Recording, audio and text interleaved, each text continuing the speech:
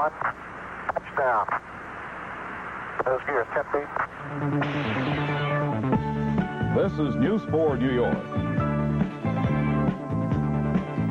With Chuck Scarborough and Sue Simmons. Good evening. The United States chalked up another towering achievement in space technology today. The Space Shuttle Columbia and its two-man crew hurtled through the most dangerous moments of their flight into space and back and ushered in a new age in space exploration. They survived the searing heat of re-entry at 25 times the speed of sound to make a spectacular landing at a desert airstrip in California. To those waiting on the ground, Columbia first appeared as a tiny white speck. What a way to come to California. What a way indeed, a powerless 5,000-mile glide from space in a 75-ton craft. It was a flawless landing. Astronauts John Young and Robert Crippen greased it on in the language of pilots, a feat that can elude captains of planes with engines. It did not go unnoticed. 3, touchdown. Welcome home, skipper. Welcome home, Columbia. Beautiful, beautiful. And beautiful it was.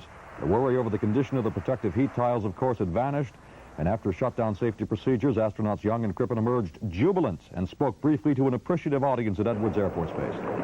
We're really not too far, the human race isn't, from going to the stars. And Bob and I are mighty proud to have been a part of that evolution. Myself and all of my compatriots are going to get many more opportunities to fly. And I think that, as has been said here, we are really in the space business to stay. Thank you. Well, those two astronauts wasted no time in returning to the Space Center in Houston. They got a hero's welcome from all those behind-the-scenes people that made the mission possible, and they reflected on what their voyage means. And I think the American public is going to get their money's worth out of this baby, because it will allow us to do in the 80s and 90s just the exact things that we must do for our defense and to advance science and technology, the real cornerstone of what it's all about in this country. We got the capability right now, and so I say to everybody here, let's just press on and do it. The astronauts will spend next week sharing what they learned in space with scientists. Well, the voyage of Columbia was a tremendous feat for all people across the globe. After years of disappointment, those in mission control stood and cheered when they knew it was mission accomplished.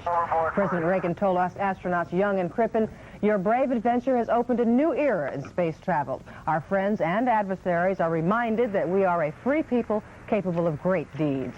Millions of Americans were glued to their television sets, and in New York, they cheered in bar rooms and classrooms and everywhere else.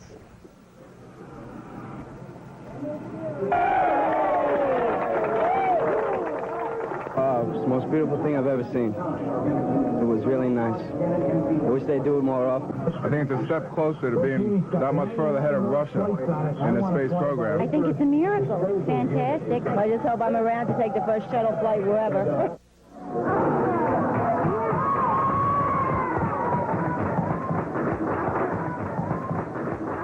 We beat the Russians. I know we're going to have a better future. Oh, fascinating. I mean, like when it was even up there, it was so clear, you just knew it was going to land. And it came in so smoothly. Russia's reaction was rather sour, though. The Soviet news agency TASS said the shuttle program will be used to test the latest weapons that will be put in outer space. Well, coming up later in this newscast, Dave Gilbert talks to some Earthbound would-be space cadets. An Irish activist, Bernadette Devlin, brings her cause to New York City when News 4 New York returns. Amoco took 14 benefits people want in gasoline and put them all into one product. Amoco Premium Lead-Free. It's the higher octane lead-free that helps stop vapor lock in summertime, helps stop engine knock and run on, and gives you good mileage. It's the gasoline with 14 benefits you want to help your car run the way it should. It's one of Amoco's 2 problem-solving lead-free fuels. You expect more from a leader. Today, business travelers like you are flying to USA on U.S. Air, because U.S. Air is constantly expanding its routes, its schedules, and its service to fit your business travel needs. With 5,500 flights a week to over 70 cities. For your next business trip, fly the USA on U.S. Air.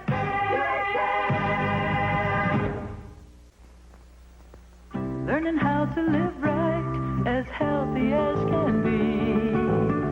Finding out the good life is what comes naturally, but I still want the good rewards. With Breyer's yogurt, good taste comes naturally. Fresh whole milk makes it smooth and creamy. Real fruit, nothing artificial. Being healthy has its own rewards. Breyer's yogurt, you're doing right by me. It was an extraordinary night for ballet and dance buffs. At the City Center, a lighthearted celebration of America with a Russian accent, and a coup for the Paul Taylor Dance Company.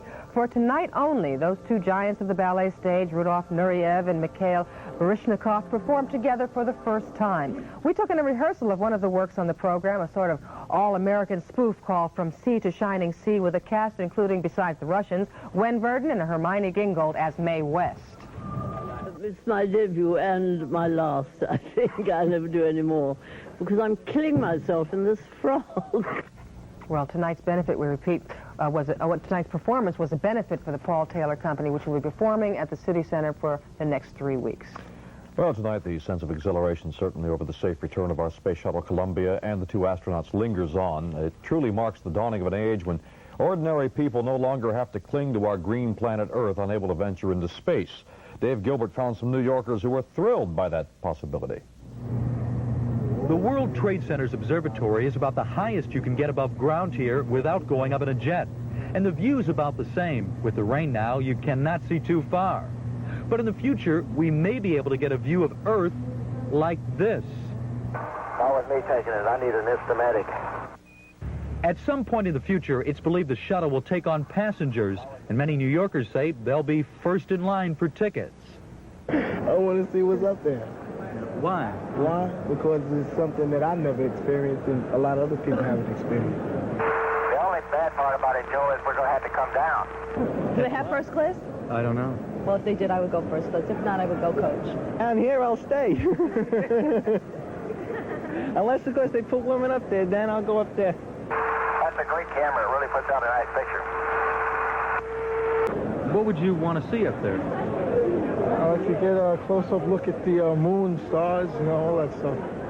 Of course, there always are pessimists who don't like space travel. You can't even get the trains or the buses running. How are you going to get a shuttle running?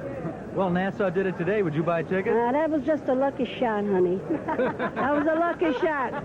You know, things don't come that easy. I tell you, sometimes I even doubt if we ever really went to the moon, the way they made Star Wars and all that stuff. There are skeptics everywhere, right? Thanks, Dave. That's it for tonight. Have a nice night. Oh, good night.